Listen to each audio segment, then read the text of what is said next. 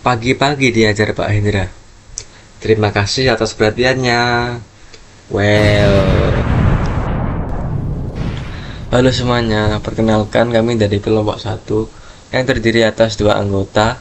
Yang pertama adalah saya bernama Ernesta Noval Abian dengan NIM 187251063 dan juga rekan saya yang namanya Parisya Danayaksa Akbar dengan NIM 187251061. Nah, pada kesempatan kali ini, kami akan mempresentasikan tugas mata kuliah pengantar sistem informasi yang diampu oleh Bapak Rimuljo Hendradi yang terhormat. Nah, jadi di sini kami akan memaparkan hasil telaah kami terhadap artikel yang berjudul The Effect of Telecommunications Infrastructure on Inclusive Economic Growth in Indonesia from 2011 to 2021.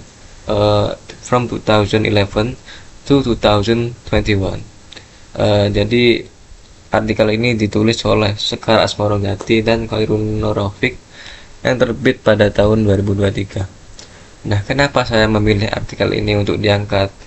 Karena sesuai dengan minat pribadi saya di bidang teknologi dan ekonomi.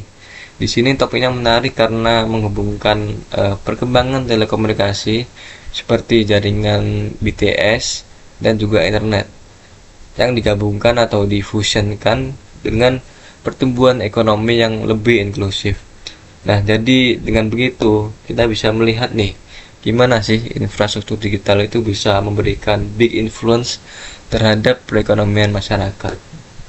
Oke, jadi sebelum masuk ke temuan penelitian kita, mari kita lihat dulu latar belakang kenapa sih penelitian ini dilakukan. Oke, nah jadi sekarang mari kita lihat dulu latar belakang dari penelitian ini. Jadi konsep ekonomi inklusif ini basically menekankan pertumbuhan yang berkeadilan. Artinya manfaat pertumbuhan ekonomi ini bisa dirasakan oleh semua lapisan masyarakat, bukan cuma segelintir golongan saja. Nah, simpelnya itu bukan cuma angka PDB nasional yang naik, tapi pertumbuhan itu juga mampu menciptakan lapangan kerja yang baru dan juga mengurangi ketimpangan antar wilayah. Nah, Indonesia sendiri menghadapi tantangan yang serius berupa ketimpangan pendapatan dan juga pengangguran. Misalnya, menurut BPS pada tahun 2021, rasio Gini Indonesia itu berada di angka 0,384 yang menunjukkan ketimpangan pendapatan itu yang masih cukup tinggi. Jadi terjadi kesenjangan pendapatan antar lapisan masyarakat di situ. Nah, di sisi lain, perkembangan sektor telekomunikasi itu luar biasa pesat. Jika menurut data Kementerian Kominfo, jumlah pelanggan internet di Indonesia itu sudah mencapai lebih dari 200 juta pengguna pada 2021 dengan tingkat penetrasi internet sekitar 73% populasi. Nah, selain itu, infrastruktur fisik juga berkembang, seperti jumlah BTS yang terus meningkat serta penggunaan smartphone yang makin meluas. Nah, kondisi ini pun memunculkan pertanyaan yang penting. Apakah perkembangan telekomunikasi ini bisa berperan sebagai agent of change untuk pertumbuhan ekonomi yang lebih inklusif di Indonesia? Nah, dari latar belakang inilah peneliti merumuskan tujuan penelitian mereka. Oke, berikutnya mari kita lihat tujuan dari penelitian ini. Nah, jadi penelitian ini secara garis besar punya 4 tujuan utama. Yang pertama adalah mengukur dampak telekomunikasi terhadap pendapatan per kapita. Misalnya, apakah daerah dengan jumlah BTS yang lebih banyak akan mengalami peningkatan pendapatan yang lebih tinggi dibanding daerah yang lain. Kemudian yang kedua ada menganalisis pengaruh telekomunikasi terhadap tingkat pengangguran. Jadi dengan adanya internet dan HP, apakah tercipta peluang kerja baru di situ? Nah, kemudian yang ketiga adalah menilai dampak terhadap kesetimbangan antar daerah.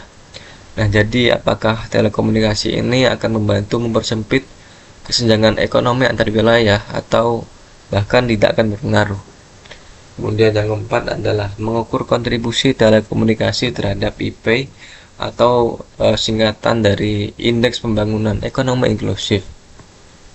Nah, jadi sejauh ini tujuan penelitian ini jelas ya guys ya, yaitu menghubungkan perkembangan telekomunikasi dengan dimensi-dimensi utama pertumbuhan ekonomi inklusif di Indonesia. Nah, tentunya untuk menjawab tujuan ini, peneliti akan menggunakan data dan metode yang spesifik. Mari kita lihat. Oke, sekarang kita masuk ke bagian data dan metode penelitian. Nah, jadi data yang dipakai ini mencakup 34 provinsi di Indonesia dari tahun 2011 sampai dengan tahun 2021. Dengan rentang waktu di situ 10 tahun, peneliti itu bisa melihat tren jangka panjang dan juga variasi antar wilayah. Kemudian, metode yang digunakan adalah analisis data panel dengan Fixed Effect Model atau FEM. Model ini dipilih karena dianggap bisa menangkap perbedaan karakteristik unik tiap provinsi. Misalnya, perbedaan pembangunan ekonomi, demografi, ataupun kebijakan daerah di antara daerah-daerah itu. Kemudian, variabel independen yang diuji adalah jumlah BTS atau Base Transceiver Station sebagai indikator infrastruktur telekomunikasi. Kemudian ada juga jumlah pengguna telepon seluler sebagai indikator penetrasi teknologi. Kemudian yang terakhir ada tingkat konektivitas internet untuk mengukur sejauh mana sih masyarakat ini terhubung dengan jaringan digital. Nah, sementara itu variabel dependen atau hasil yang dianalisis itu mencakup yang pertama pendapatan per kapita, yang kedua tingkat pengangguran terbuka, dan juga ketimbangan ekonomi, dan juga skor IP juga. Lalu apa aja sih temuan utama dari analisis ini? Mari kita lihat hasilnya. Oke, pertama-tama mari kita lihat pengaruh telekomunikasi terhadap pendapatan per kapita. Nah, jadi hasil analisis menunjukkan bahwa peningkatan jumlah BTS dan akses internet secara signifikan itu berhubungan positif dengan kenaikan pendapatan per kapita. Contohnya, provinsi dengan pertumbuhan BTS yang lebih cepat, misalnya seperti DKI Jakarta, Jawa Barat, dan juga Jawa Timur, itu mengalami peningkatan PDRB per kapita yang lebih tinggi dibanding provinsi lain di kawasan timur Indonesia. Nah, ini sejalan dengan teori bahwa akses telekomunikasi itu memperlancar arus informasi, perdagangan digital, dan juga efisiensi bisnis sehingga produktivitas masyarakat itu ikut naik. Nah, setelah pendapatan per kapita itu apa sih? Bagaimana dampaknya pada lapangan kerja?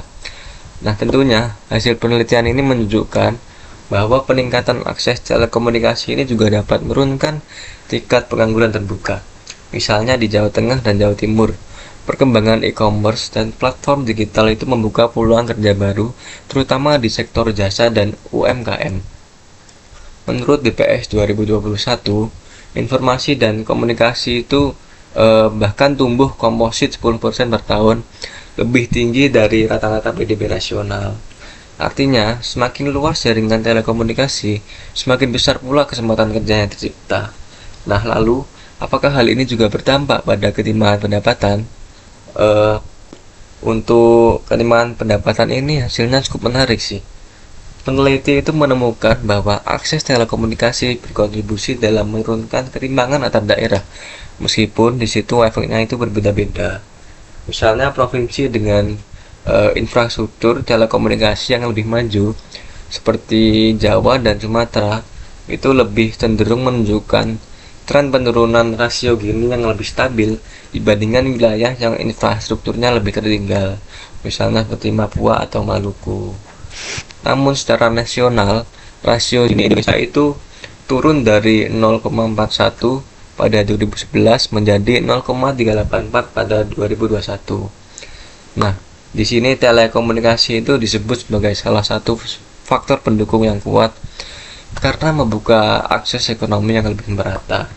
Nah, kalau dampaknya terhadap indeks inklusi ekonomi gimana nih? Oke, jadi untuk IP ini hasil penelitiannya menunjukkan bahwa jumlah BTS, pengguna HP, dan penetrasi internet itu semuanya berpengaruh positif terhadap IP. Sebagai contoh, provinsi seperti Jawa Barat dan juga Bali yang memiliki penetrasi internet di atas 80% itu tercatat memiliki skor IP yang lebih tinggi dibanding provinsi dengan penetrasi internet di bawah 50%. Artinya, telekomunikasi itu bukan hanya mendorong pertumbuhan ekonomi, tapi juga membuat pertumbuhan itu lebih merata dan juga inklusif. Nah, oke. Untuk slide-slide selanjutnya akan dilanjutkan oleh rekan saya. Untuk selanjutnya itu ada perbedaan antar wilayah. Di provinsi-provinsi besar seperti Jawa dan Bali, pengaruhnya terasa lebih cepat dan lebih besar. Alasannya karena infrastruktur di wilayah ini sudah lebih berkembang dan akses internet juga lebih luas. Sebaliknya di provinsi luar Jawa, manfaat dari telekomunikasi masih relatif kecil. Infrastruktur di banyak daerah masih terbatas dan konektivitas internet belum sebaik di pusat-pusat kota. Kondisi ini memperlihatkan adanya kesenjangan digital antara wilayah yang harus menjadi perhatian. Selanjutnya ada tantangan. Selain ketidakmerataan dampak tadi, ada sejumlah tantangan besar yang harus dihadapi. Pertama, pemerataan infrastruktur masih sulit dicapai. Tidak semua daerah terjangkau oleh BTS maupun internet cepat. Kedua, biaya pembangunan infrastruktur tergolong sangat tinggi sehingga menjadi kendala baik bagi pemerintah maupun perusahaan operator. Ketiga, kualitas layanan juga belum seragam. Ada daerah dengan internet cepat dan stabil, ada juga daerah dengan akses yang masih lambat. Terakhir, tingkat literasi digital masyarakat belum merata. Masih banyak orang yang belum bisa memanfaatkan teknologi internet secara maksimal sehingga manfaat ekonominya juga terbatas. Nah, lalu selanjutnya ada implikasi kebijakan. Dari temuan ini ada beberapa implikasi kebijakan yang bisa dilakukan pemerintah. Pertama, mempercepat pembangunan BTS di daerah tertinggal agar akses komunikasi lebih merata. Kedua, memperluas jangkauan internet cepat dan stabil, terutama untuk wilayah desa dan kepulauan yang selama ini kurang terlayani. Ketiga, memberikan edukasi serta pelatihan digital kepada masyarakat supaya mereka bisa benar-benar memanfaatkan internet untuk kegiatan usaha, pendidikan maupun kebutuhan sehari-hari. Keempat, menyusun regulasi dan kebijakan insentif bagi operator agar mereka lebih terdorong untuk berinvestasi di daerah terpencil. Oke, setelah slide-slide sebelumnya sudah dijelaskan secara cukup gamblang oleh rekan saya, sekarang mari saya simpulkan hasil dari penelitian ini. Yang pertama, infrastruktur telekomunikasi ini terbukti berkontribusi positif terhadap pendapatan per kapita, penurunan pengangguran, penurunan ketimpangan, serta peningkatan IP. Yang kedua, meskipun dampaknya positif, distribusi manfaatnya itu masih belum merata. Wilayah dengan infrastruktur yang kuat itu mendapatkan keuntungan yang lebih besar dibanding daerah dengan akses yang terbatas. Nah, jadi kesimpulannya itu telekomunikasi itu memang menjadi faktor penting dalam mendorong pertumbuhan ekonomi yang lebih inklusif di Indonesia. Jadi harapannya dengan pembangunan telekomunikasi yang lebih merata itu, semua lapisan masyarakat baik di kota besar maupun daerah terpencil bisa merasakan manfaat dari transformasi digital ini tanpa memandang wilayah. Oke, sekian presentasi dari saya. Pagi-pagi diajar Pak Hendra. Terima kasih atas perhatiannya.